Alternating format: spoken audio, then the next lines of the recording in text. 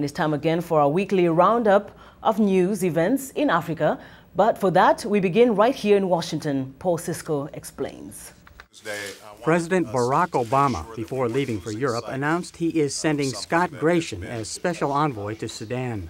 We have an immediate crisis prompted by the Khartoum government's expulsion of non-governmental organizations that are providing aid to displaced persons inside of Sudan. And we have to figure out a mechanism to get those NGOs back in place, to reverse that decision, or to find some mechanism whereby we avert an enormous humanitarian crisis. Gratian is traveling to western Darfur, Juba, and meets with government officials in Khartoum.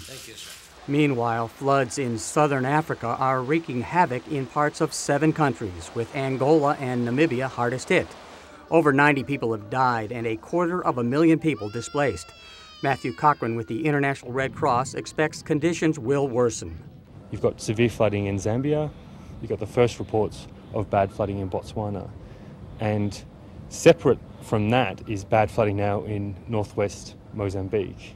Large parts of neighboring Malawi and Madagascar are also underwater.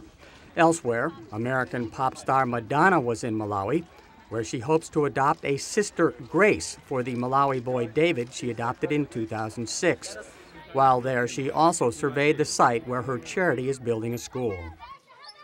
Horrible disaster unfolded off the coast of Libya this week. More than 300 migrants from sub-Saharan and northern Africa went missing. The United Nations' Antonio Guterres. It's a human tragedy. It's something that nobody can be indifferent to. We are seeing more and more people around the world trying to move desperately. Some are economic migrants, some are refugees, asylum seekers, women or children, victims of trafficking. Everybody needs to see their human rights respected. Several grossly overcrowded boats left Libya. At least 1, possibly 3, capsized. 2 reached shore in Italy. Another was escorted back to Tripoli by the Libyan Coast Guard.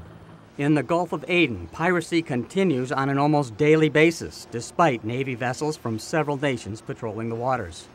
Well, this group was nabbed in the act last Saturday when the alleged pirates mistook a German Navy craft for a shipping vessel.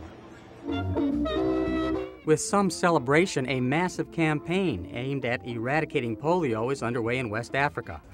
Vaccination teams in parts of Nigeria and Benin and elsewhere are immunizing more than 50 million children over a 4-day period.